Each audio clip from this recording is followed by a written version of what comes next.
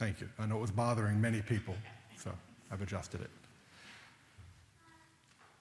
The gospel reading for today describes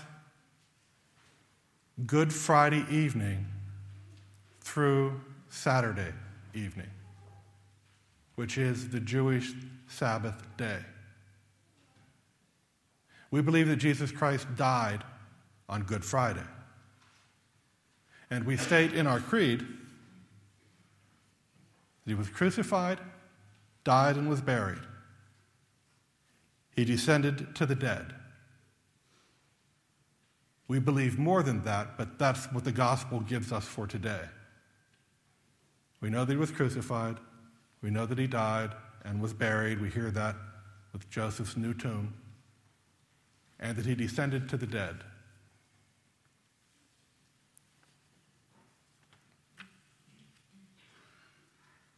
We believe that we are united with those events through what happens to each of us here, whether it was in this church, or another community, or wherever we were baptized. We believe that we were baptized into the death and resurrection of Jesus Christ. The baptismal font is central in our faith, in our belief, because that's what unites us with Christ. The Spirit of God comes to us and abides with us through that sacrament. Makes us one with Jesus. Now, the gospel doesn't give us a lot of details of what else happened on Holy Saturday, Saturday of Holy Week. That gives our imaginations more room to wander about a bit. At this point, Jesus only had 11 disciples. Judas had already gone and hung himself. Peter had denied him. So we have to imagine, what were they doing that day? I heard someone say, actually, what were the disciples doing on Holy Saturday? Where were they? They're not in the Gospels. Pretty much they were probably doing similar things to what we do when we suffer death in our family with those we love.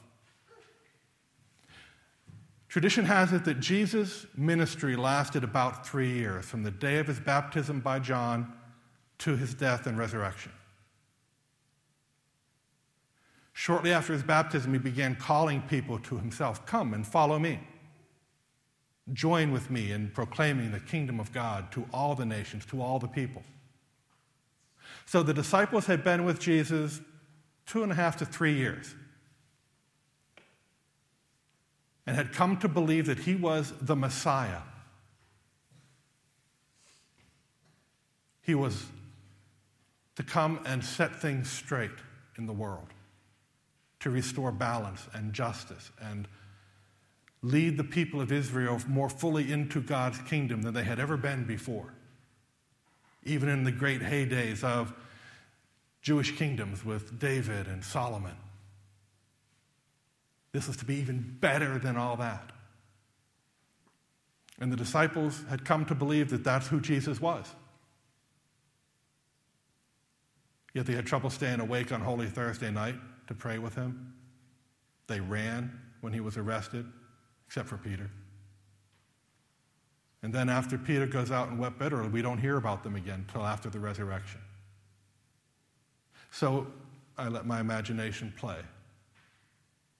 When we suffer death among our loved ones, we gather together. We look for support and encouragement from a community of people, from our relatives, from our friends. We sit and we talk and we cry. Sometimes we laugh, because that's who we are. There's almost in every group some idiot, usually it's me in my group, who can find something funny even on the day that the loved one has died. And they tell the stories. and they unite more firmly together than ever before. Those are the times in many families, the only time that they gather is upon a death or upon a birth. To gather to, or a wedding. To gather together is important. And that's what we do week after week after week, is we come here to gather together to remember the death and resurrection of Jesus Christ. And this reading today focuses on the death of Jesus.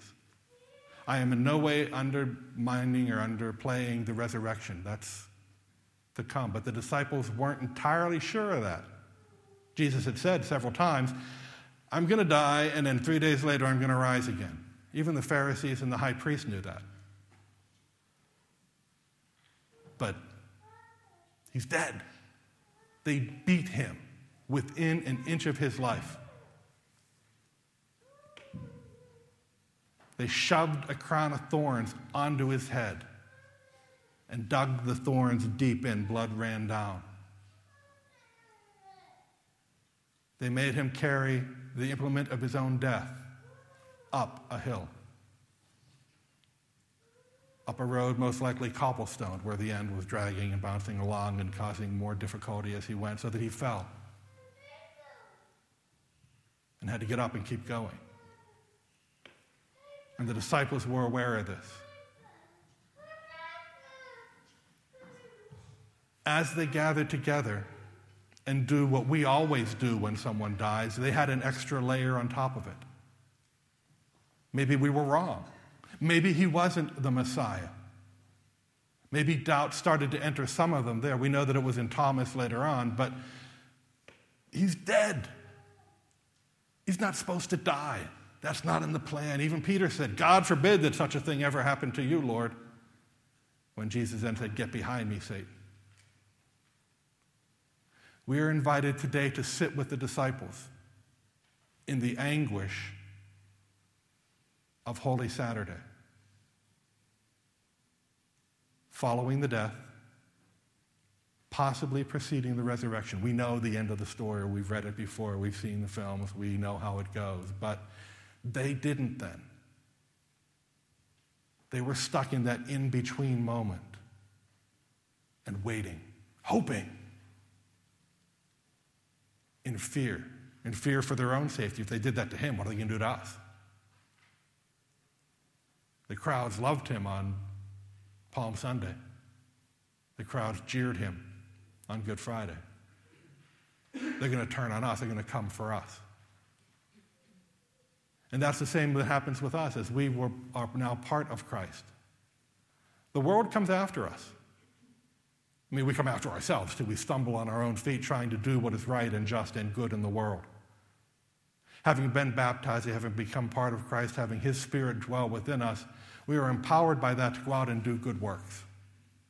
And we do good works in demonstration of the new life that is within us.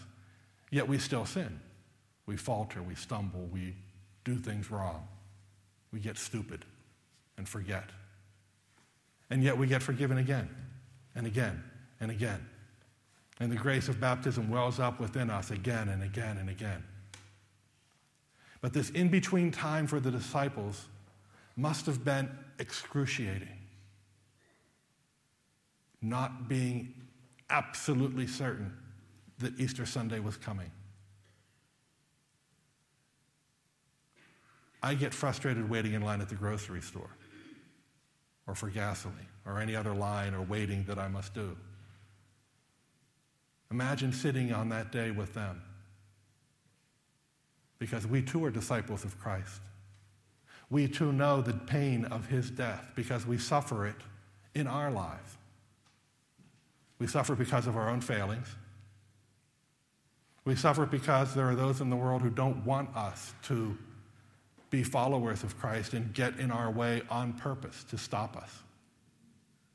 And there's the devil, who doesn't like it when people follow Jesus and live forever and have the kingdom of God. So all that's coming after us to trip us up. And we have to wait.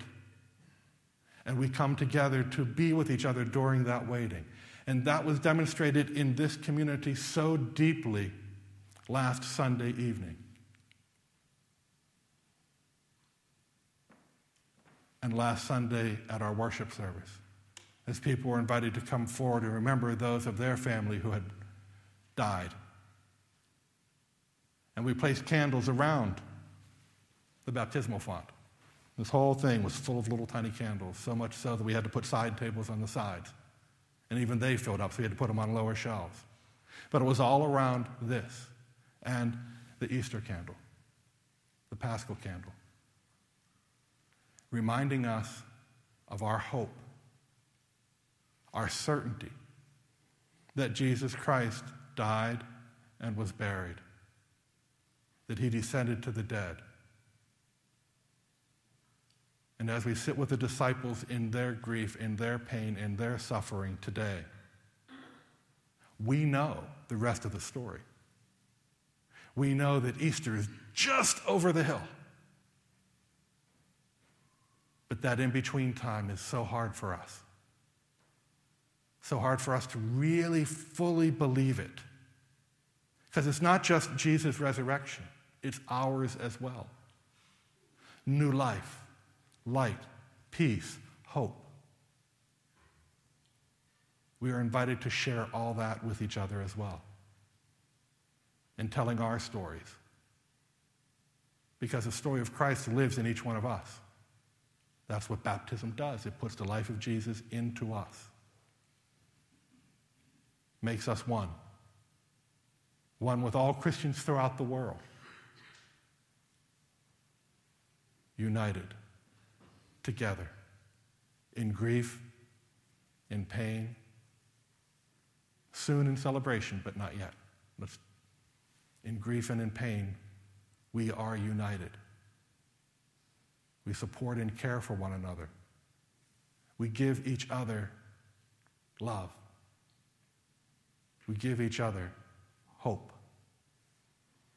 We give each other what Christ has given us, new life.